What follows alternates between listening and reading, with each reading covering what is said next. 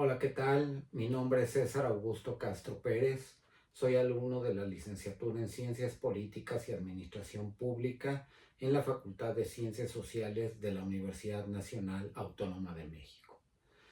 El trabajo que a continuación presentaré corresponde a la asignatura de Comunicación Política a cargo del licenciado Daniel Martínez Morales y tratará sobre el tema de opinión pública y democracia, desarrollar de manera breve, de manera concisa, ciertos conceptos con base en el texto o en el libro, el muy conocido libro que es La democracia, el clásico de Giovanni Sartori. En este caso, ¿cuáles son los puntos que vamos a desarrollar? El concepto de opinión pública, que tiene que ver con una opinión o una expresión general del público, que atañe al público, pero que también tiene que ver con la cosa pública, con los asuntos públicos. Así, de manera muy sucinta, se lo expresa Giovanni Sartori, tiene esas dos connotaciones, lo que es la opinión pública.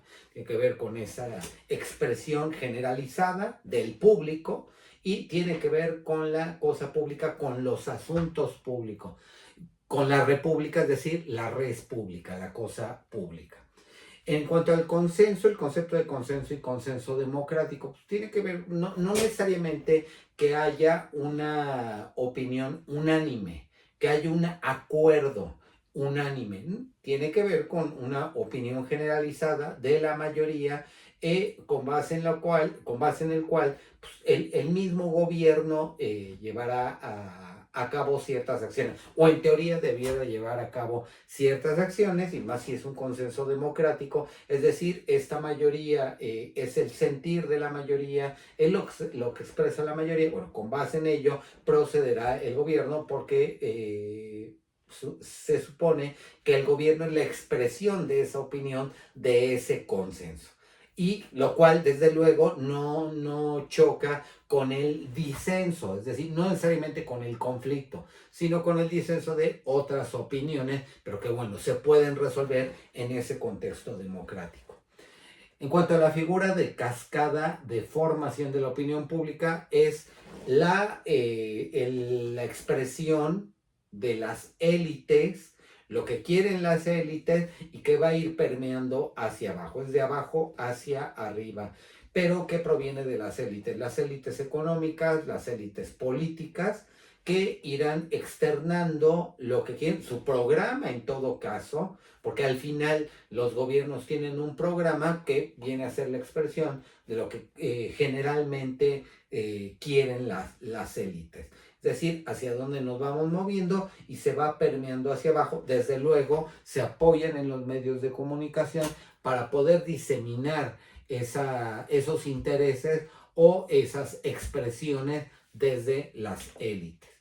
El policentrismo, el monopolio de medios y el totalitarismo. El policentrismo, pues, estamos hablando de un sistema democrático en el que hay diversos centros de información, diversos medios que pueden ser incluso divergentes o contrarios. Entonces, ese policentrismo es que no hay un solo centro de generación de la información, sino que hay varios centros de generación de información de los cuales el ciudadano o la sociedad se allega de todos esos elementos. En el monopolio de medios, bueno, pues que hay una concentración de esos medios que generan la información. Nuestro país es un buen ejemplo de ello. Durante la dictadura priista, hay que llamarle las cosas por su nombre, México padeció una dictadura de partido, pero fue una dictadura, la dictadura priista, en la cual pues desde luego había un monopolio de medios y que esos medios sirvieron a ese régimen autoritario pues, para formar una opinión. El ejemplo era lo que decía Jacobo Zabludowski en las noches, en 24 horas, era la versión oficial, porque prácticamente era un vocero del gobierno, pues había un monopolio de medios, Televisa, no había realmente una competencia. Ya se ha ido abriendo en el caso mexicano a raíz de la transición democrática, de la transición a la democracia, ya hay diversos medios. Y en un totalitarismo, pues desde luego no hay competencia, no hay alternativas y por supuesto hay una sola versión que bueno, al final es una cuestión ideológica, ya ni siquiera tiene que ver con información, tiene que ver con la propaganda, que es nuestro siguiente punto, la desinformación y la propaganda propio de los regímenes totalitarios. Es decir, pueden estar repitiendo falsedades y al final los ciudadanos que han nacido en ese régimen, como lo fue la Unión Soviética, como lo ha sido la China de Mao, todo lo que es el bloque comunista de Europa del Este, pues al final eran Cuba, Venezuela, en la actualidad no hay una sola versión, el régimen difunde lo que quiere, esto es lo que se conoce, esto es lo que tú ciudadano debes de tener, que más que información es propaganda y desde luego desinformación, no hay un contacto con el exterior, los medios extranjeros están bloqueados, como lo hace China con muchas páginas de internet, con ciertos medios que le son adversos y críticos, pues se bloquean y punto.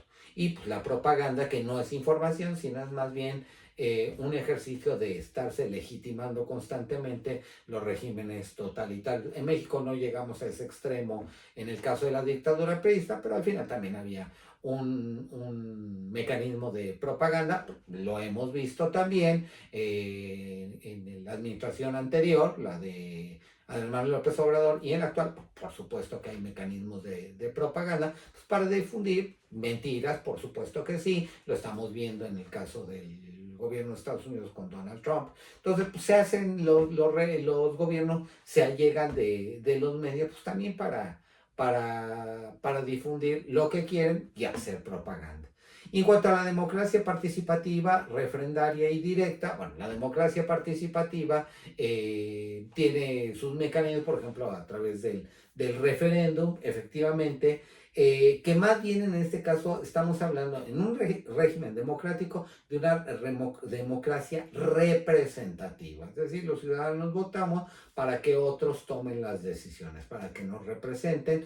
Sí hay mecanismos de participación, consulta ciudadana, una democracia participativa, pero no por ello deja de ser representativa como tal, así total, 100% pura, una democracia participativa, pues desde luego que no la hay, porque nos dice el mismo Sartori, el participacionista, así lo llama él, pues es un ejercicio prácticamente individual que se pierde en la gran masa de ciudadanos y no habría esa pureza de la participación.